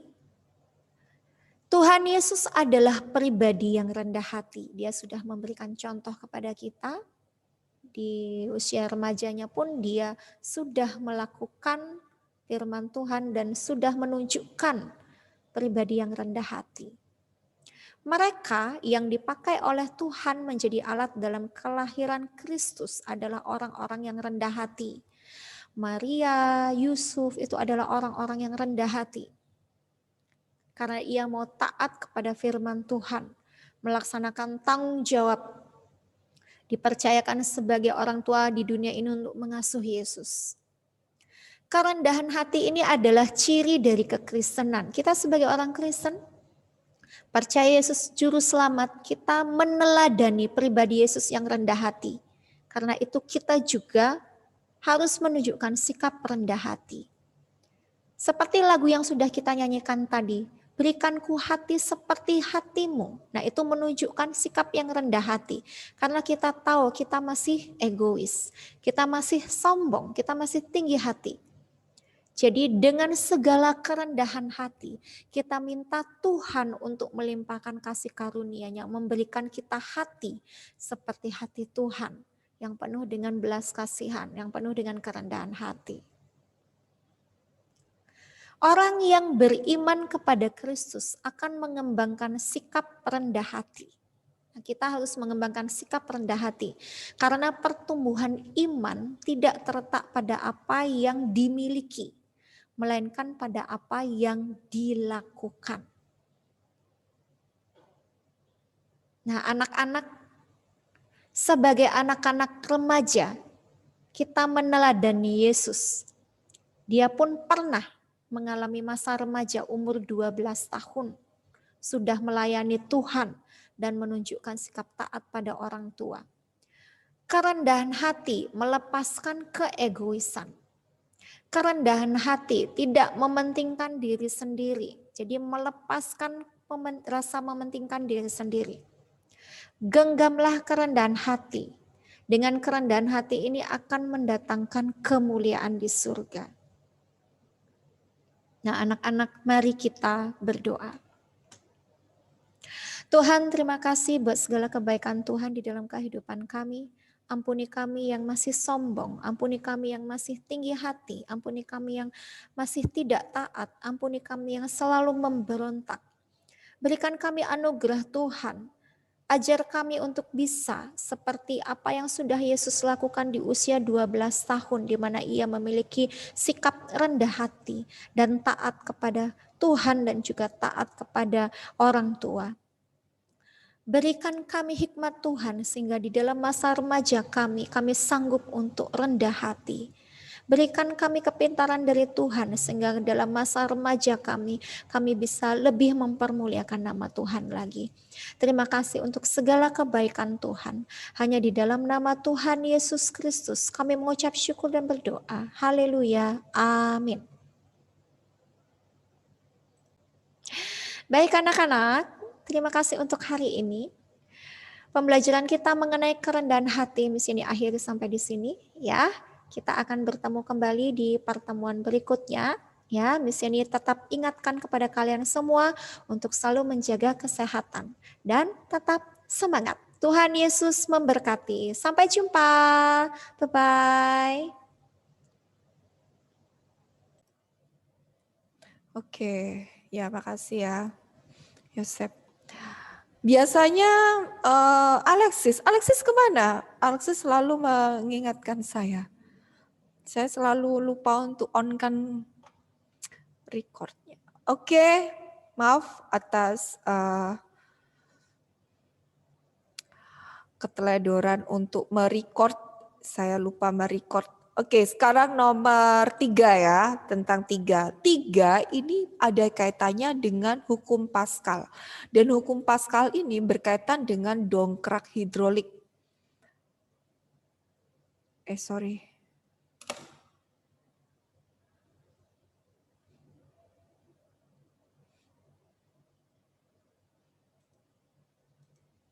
Ya, jadi ini tentang dongkrak hidrolik, gambarnya seperti ini. Jadi ini adalah luas penambang besar yang gunanya untuk mengangkat benda yang terlalu berat. Ya, karena kita kalau ngangkat berat begini kan susah. Karena kan harusnya gaya kita dengan berat harus seimbang atau harus lebih besar supaya kita bisa mengangkat. Tapi dengan adanya dongkrak hidrolik, walaupun gaya kita atau kekuatan kita kecil, kita masih bisa mengangkat beban yang besar yang bisa sampai 5 kali kekuatan kita atau lebih dari itu bisa, yaitu dengan menggunakan prinsip hukum Pascal. Jadi misalnya ini adalah mobil ya, ini misalnya benda besar sekali ya. Terus kalau kita angkat biasa nggak akan bisa. Jadi kita menggunakan prinsip hukum Pascal. Jadi di sini ya kita berikan gaya F. Ini misalnya F1. Jadi F1 atau F2 bisa kebalik-balik nggak masalah. Jadi ini misalnya F1, luas penampangnya harus kecil. Ini A1. Ya. Setelah itu gaya tegan ini akan diteruskan ke beban yang besar itu. Itu disebutnya F2. Ya. Dan ini adalah luas penampangnya A2. Jadi rumusnya adalah F1 per A1 sama dengan F2 per A2. Sekarang yang nomor 4, hukum Archimedes. Yaitu FA sama dengan Rho kali G kali V. Ini hampir sama dengan rumus tekanan hidrostatis ya. Satunya V, satunya H. Tapi kalian harus hafal ya. Beda antara FA dengan pH. Ini beda. Kalau pH ini adalah tekanan hidrostatis, kalau FA ini adalah gaya tekan ke atas oleh zat cair. Artinya apa? Artinya bahwa zat cair memberikan gaya yang sama sesuai dengan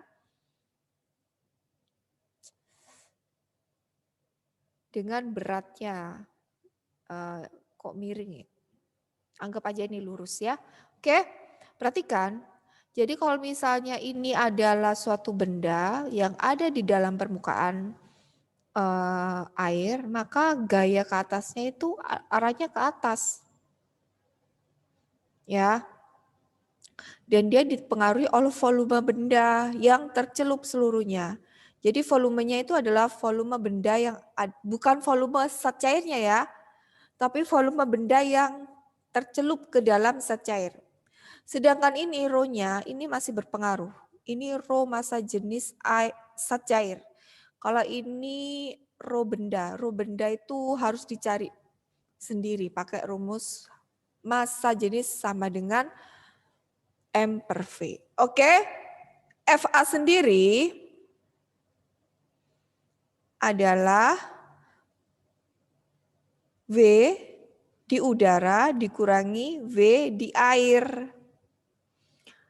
Jadi FA, gaya tekan ke atas oleh zat cair itu sama dengan berat di udara dikurangi berat di zat cair. Maksudnya gimana? Jadi maksudnya gini ya. Kalau kita melakukan percobaan, ya, di dalam ada timbangan. Jadi timbangannya bentuknya kayak gini ya. Nah, terus habis gitu di atas itu ditimbang juga. Jadi kalau misalnya di atas 10 kg kilogram, di dalam air itu tidak mungkin 10 kilogram. Dia bisa lebih ringan daripada 10 kilogram. Ini bisa 5 kilogram, tergantung dari massa jenis airnya ya. Oke? Jadi ada selisihnya. Kalau yang ini di udara itu WU. Kalau di air ini WA. Jadi FA itu sama dengan M kali G di udara dikurangi M kali G di air.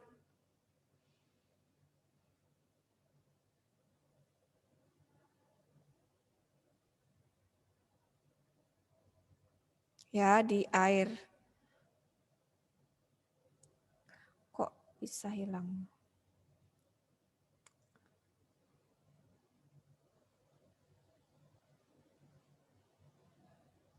Tunggu ya.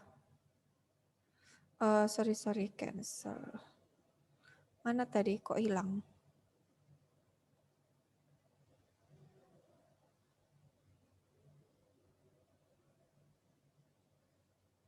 Nah, oke. Baik, jadi ada 4 rumus yang sudah saya jelaskan. Sekarang kita masuk ke soal. Sudah dicatat anak-anak? Kalau sudah, kita masuk ke soal ya.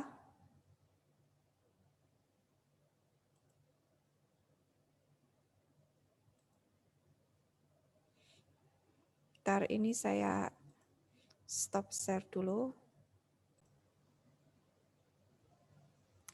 Oke ya, rumusnya adalah P sama dengan Rho kali G kali H. Rho-nya berapa? Rho-nya adalah 1000 ya. G-nya berapa? G-nya berapa Ariance? Gaya gravitasinya berapa? Saya dulu sudah jelaskan, G itu selalu angkanya 10, kecuali kalau misalnya memang dituliskan 9,8 ya. Ya benar Ridas. Jadi ini 10. Hanya berapa? Kedalamannya berapa Arianca? Kedalaman kapal selam itu berapa meter? Arianca?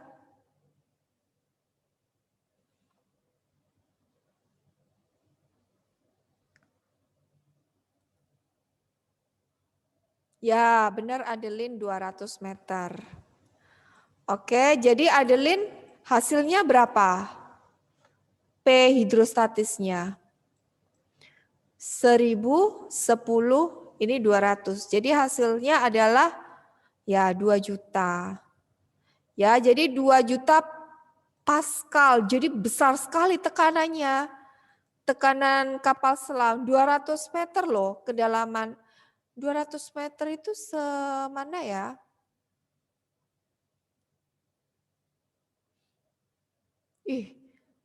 Luas juga ya. Maksudnya dalam juga ya. Jadi ini Pascal. Jadi sangat besar tekanannya.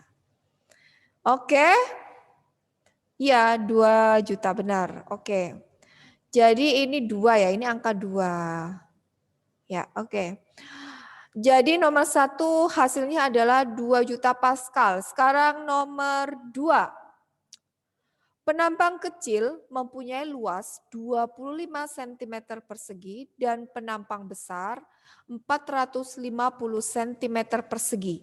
Jika penampang kecil diberikan gaya 50 Newton, maka gaya yang bekerja pada penampang besar adalah ini ketika kita menggunakan dongkrak hidrolik. Ya, jadi sebenarnya hukum Pascal ini bekerja untuk meringankan pekerjaan manusia ya. Oke, jadi memakai rumus yang mana? Rumus nomor 1, tekanan zat padat. Rumus nomor 2, tekanan zat cair. Rumus nomor 3, hukum Pascal atau rumus nomor 4 tentang hukum Archimedes. Pakai rumus yang mana? Ayo. Nomor 3, benar. Adeline, nomor 3 itu adalah F1 per A1 sama dengan F2 per A2. Ya, betul sekali ya. Oke. Sekarang F1-nya berapa? F1-nya berapa? Kalian boleh acak ya. Kalau misalnya F1-nya 50 boleh, F1-nya yang dicari juga boleh. Jadi F1-nya kita pakai yang dicari atau yang 50. Kita tulisnya 50 aja ya, yang kita cari F2-nya. Jadi boleh diacak juga boleh, tapi untuk kalau di atasnya diacak, di bawah jangan diacak. Yang di bawah itu harus ngikuti. Ya benar, F1 50. Oke, tulis di sini 50 dibagi A1. A1-nya berapa, Ridas?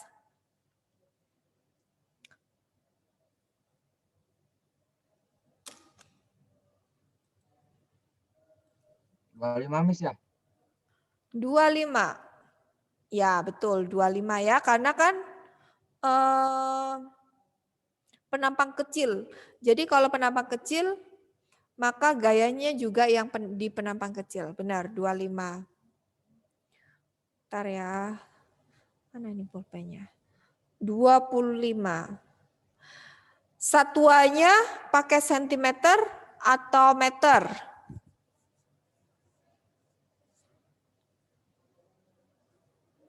Pakai meter saja ya. Kalau jadikan meter berarti 10 pangkat minus 4. Kenapa 10 pangkat minus 4? Karena dibagi 10.000. Ya kan? Kan naik 1 tangga itu dibagi 100. Naik 2 tangga dibagi 10.000. Jadi 1 per 10.000 itu sama dengan 10 pangkat minus 4. Ya, masukkan ke sini. Sekarang F2-nya yang kita cari yaitu F2 per A2-nya berapa? 450 cm persegi dijadikan meter persegi yaitu 450 kali 10 pangkat minus 4.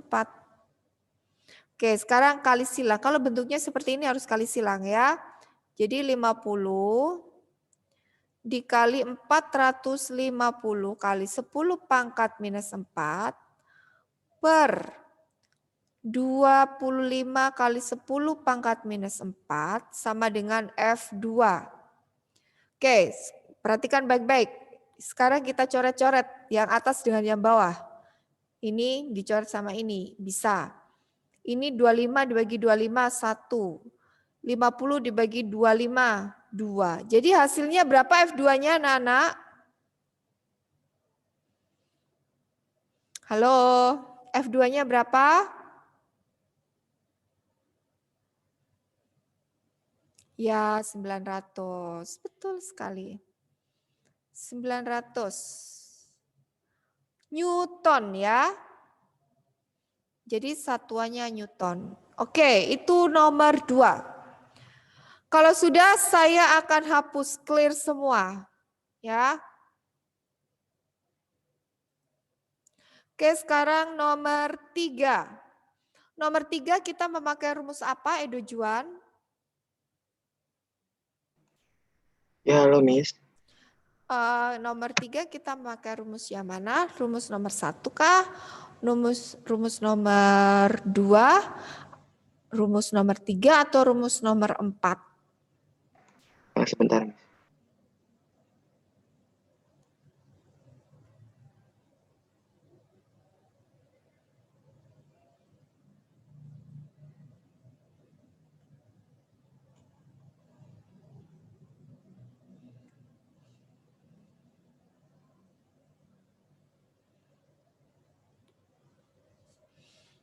Rumus nomor berapa? Saya lempar yang lain. Adakah yang bisa membantu Edo menjawab? Kita memakai rumus nomor 1, atau rumus nomor 2, atau rumus nomor 3, atau rumus nomor 4. Yang mana?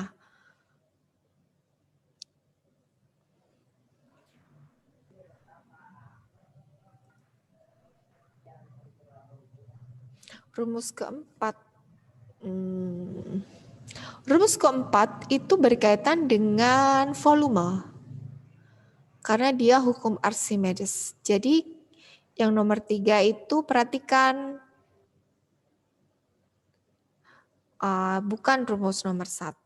Ya. Oke, sekarang perhatikan semuanya. Oke, karena masih bingung juga ya.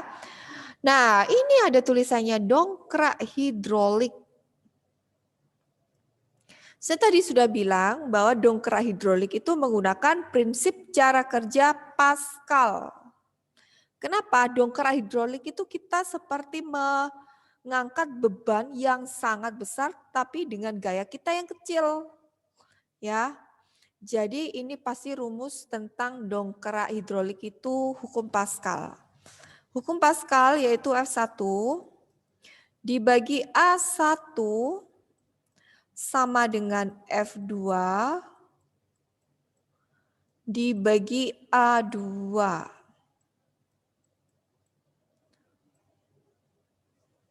Oke, sudah ya. Sekarang F1-nya berapa?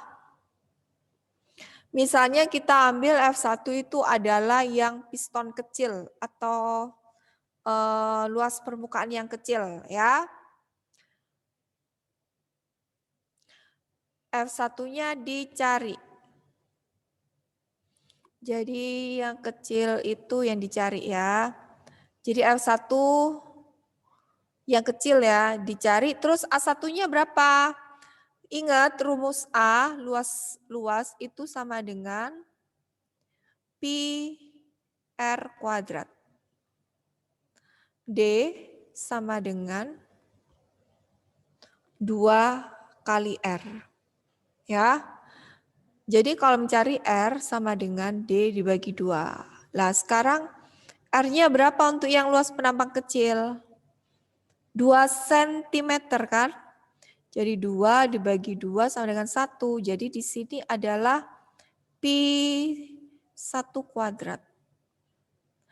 Ya, jadi di sini tuliskan 1 pi.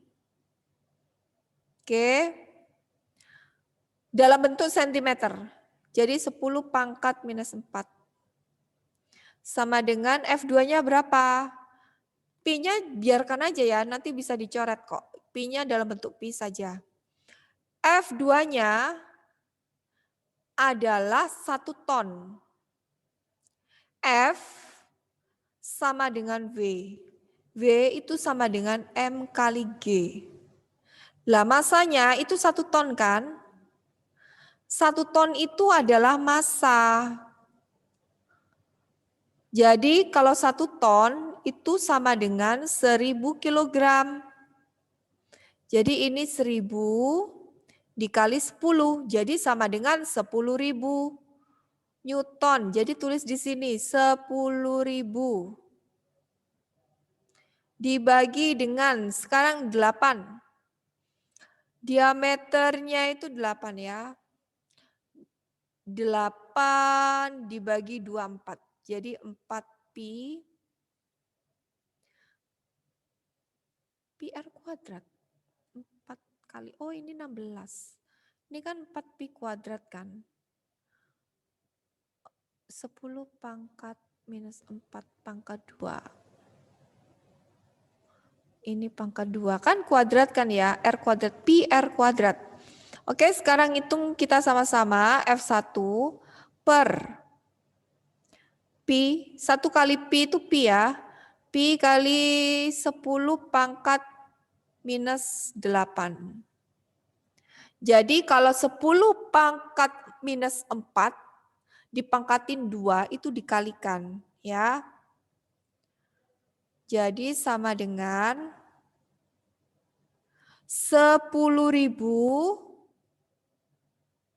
dibagi 16. Ya, 4 pangkat 2, 4 kali 4, 16 pi 10 pangkat minus 8. Nah ini coret aja, coret. Jadi 16 F1 sama dengan 10.000. Jadi F1 sama dengan 10.000 per 16. Jadi sama dengan berapa anak-anak?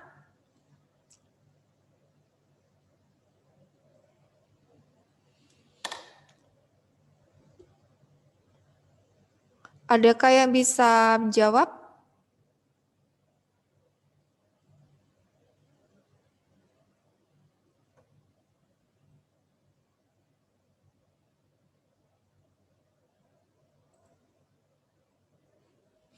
$625. Ya. Jadi ini 625 Newton. Oke. Kalau misalnya di sini dituliskan R, ini kan masalahnya diameter piston ya. D. Kalau misalnya mempunyai jari-jari piston, berarti biarkan 2 sama 8. Ya, udah jelas ya. Nomor 3 sudah. Oke, sekarang nomor 4.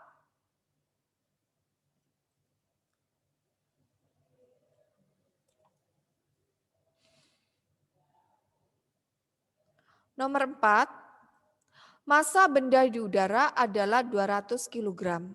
Jika benda tersebut diangkat di dalam air mempunyai massa 150 kg. Jika massa jenis air 1000 kg per meter kubik, tentukan volume bendanya. Ini pakai rumus apa? Iya benar Adeline, rumus keempat. Jadi rumus keempat yaitu FA sama dengan Rho kali G kali V. Ya, rumus keempat Rho kali G kali V. Oke, jadi FA-nya berapa? FA-nya ada nggak di situ disebutkan nomor 4? Coba ya saya tanya ke Darren. Nomor 4 itu ada nggak dituliskan di situ FA-nya?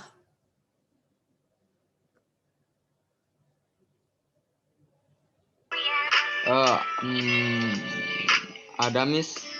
Berapa?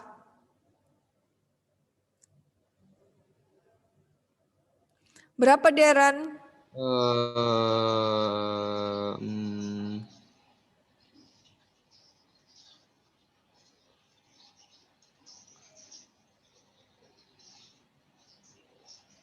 Berapa? Katanya ada. Bentar, lagi mikir.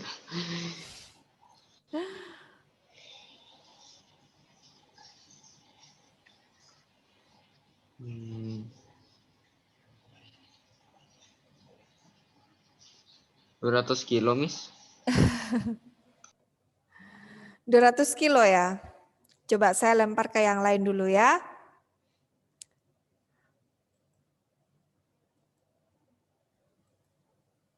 Steven, FA-nya itu rumusnya apa dan FA-nya adakah keterangannya di nomor 4?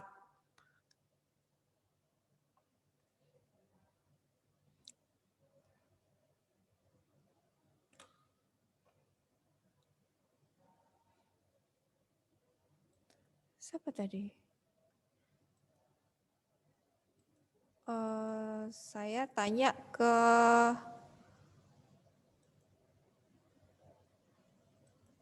saya salah ya, salah sebut. Saya tanya ke Sevilla deh. Sevilla, nomor 4 itu, apakah ada FA-nya di situ dituliskan keterangannya?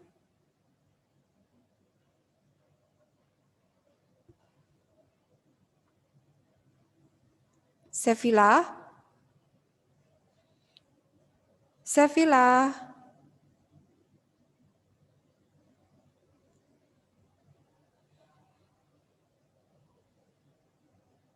Sevilla tidak merespon. Oke, scan seanda. Ada enggak? Oh, Betania aja. Betania. Nomor 4 ini adakah disebutkan di situ FA-nya berapa?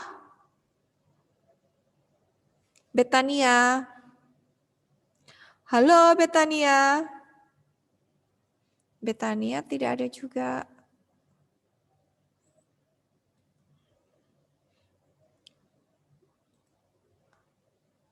Oke, saya tanya kepada Jeremy Yosep, ketua kelas.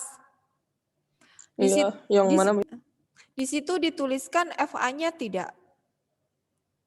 Nomor 4. FA-nya kayaknya nggak ditulis di nomor 4 ya. Iya, berarti kita hitung, ya kan? Memang tidak ditulis, tapi kita hitung. FA-nya tadi yang saya sudah tuliskan rumusnya, yaitu FA sama dengan W di udara dikurangi W di air. Nah, sekarang saya mau nanya, W di udara itu berapa? 200 kilo. Kalau di air 150 kilo. Ya, 200 itu benar nggak? Itu massa atau berat? Massa itu. Ya, massa. Berarti ini harus dikalikan dengan gaya gravitasi karena W itu sama dengan M kali G kan? Ya, jadi W di udara berapa hasilnya? 2000, Miss. 2200 kali 1000. Tadi siapa yang jawab? Ridas ya? 2000. Oke. Kalau W di airnya berapa, Jeremy Yosep? 1.500. Ya, 1.500. Oke, sekarang hasilnya berapa? 500 kan? Nah, kita masukkan ke sini 500. Ke sini 500. Ya. Rho-nya ini, rho-nya ada nih di sini 1000. G-nya tetap 10. Ya. Volume yang kita cari. Jadi 500 dibagi 100 kali 10 yaitu 1000.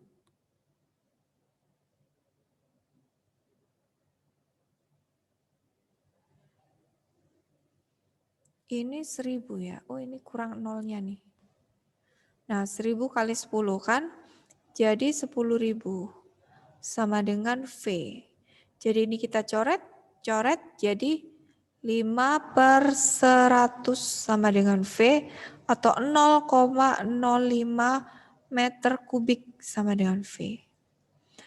Oke, jadi hasilnya adalah volumenya 0,05 meter kubik ya.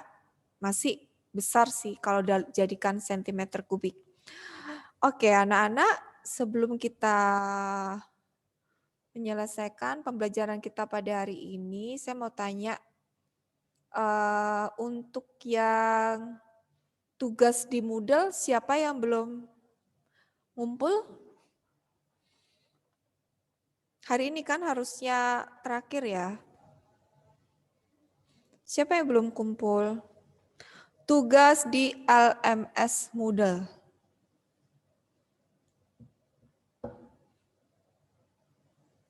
Masih ada, kalau saya lihat tadi setengah kelas. Siapa yang belum kumpul, saya pengen lihat. Coba kalian kasih emoticon, angkat tangan gini ya. Siapa yang belum kumpul? Oh, masih ada. Cepat kumpulkan ya. Jadi nggak masalah kalau misalnya terlambat daripada tidak dapat nilai sama sekali. Jadi Miss minta kalian kerjakan ya. Tidak masalah kalau misalnya memang terlambat daripada tidak mengumpulkan sama sekali. Ya. Oke, ingat minggu depan kita penilaian harian. Pelajari soal latihan soal yang tadi.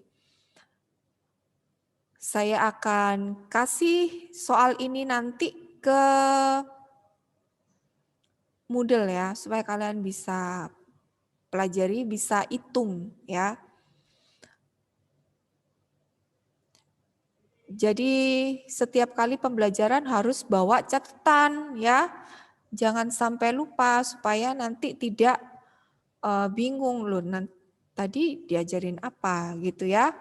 Ya Arianca, ada yang mau ditanya? Arianca? Oh, tidak ada. Oke, anak-anak, jangan lupa untuk belajar minggu depan ya. Kita akhiri pembelajaran kita pada hari ini, tapi saya minta sebelumnya kalian buka kamera terlebih dahulu. Saya ingin melihat apakah kalian selalu stay di tempat sampai akhir. Alicia Supranata, Gusti Ayu Alicia, Wulan Febrianti, Edu Juan, Kensian, Sevilla, Steven, Betania, Sheniel, Graciela Ivory, Kadek Gilang,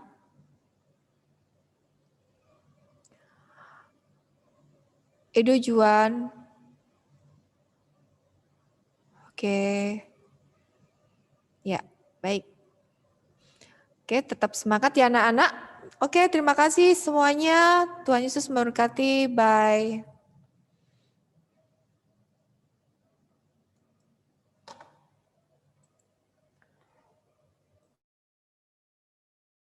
Hello, dear students. Happy Tuesday. Yeah, we'll begin our class with the prayer. Avril, Samantha, can you please pray for us? Oke, Miss. Teman-teman, mari kita berdoa. Tuhan, sekarang kami mau membuka pelajaran, berkati kami dan kami hingga akhir. Terima kasih Tuhan, dalam nama Tuhan Yesus kami sudah berdoa. Haleluya, amin. Amen. Thank you very much, Aurel. Okay, so today, this is our third week on your second semester for English reading and listening class, right? So far, we've learned 2 reading topics in Unit 4. Can someone please tell me what are the titles for our reading texts in Unit 4 that we've learned so far? What's the title for reading 1 and what's the title for reading 2? Anyone? Okay, Jason Tanjaya, let's go. Is it Changing Earth and From Through My Eyes by Ruby Bridges? Very good. You get a star. Yes, so our reading tags for reading 1 is Changing Earth, and the second one was Through My Eyes by Ruby Bridges. Now, my next question. Can someone briefly retell the story in Changing Earth? What is the Changing Earth about? That's one. And the second one, briefly tell me what is Through My Eyes by Ruby Bridges about. What did she wrote about in her article? Anyone? Just briefly. Tell me what's the story about. A summarize of the story. Okay, read us. It's about the revolution of the earth, like the technologies and all that kind of stuff. In Changing Earth, on Changing Yes. Earth. Very good. Yes, it's about technology, how the scientists deal with the population and changing in the earth, in the world. Very good, Ridas. You get a star. What about the second reading? Through My Eyes by Ruby Bridges. Yes, Adeline. It's about the civil rights at the America. It's about the Civil rights. Civil rights, yes. That is so true.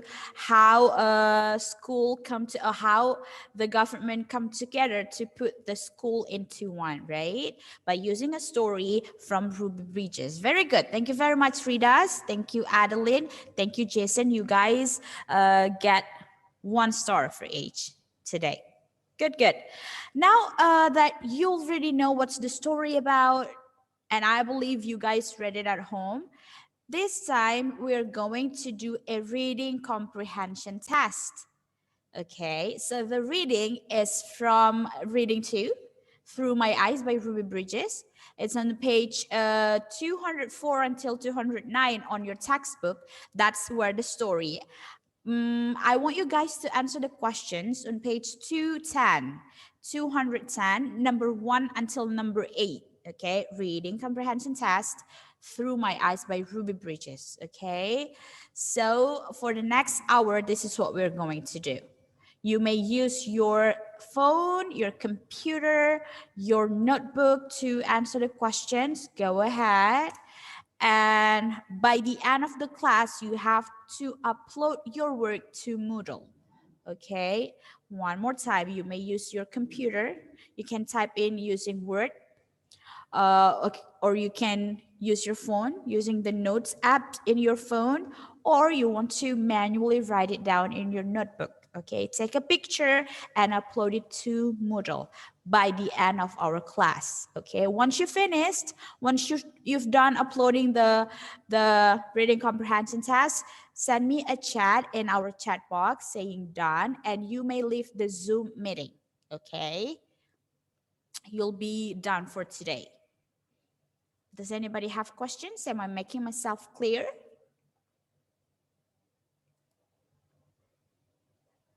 If you don't have questions, give me a thumbs up. If you do have questions, raise your hand. Oh, very good, Safila. Thank you. Thank you, Adeline. Yes. Okay, yeah. So your 60 minutes starts now. I'll be here if you have questions. Okay? Good luck, everyone.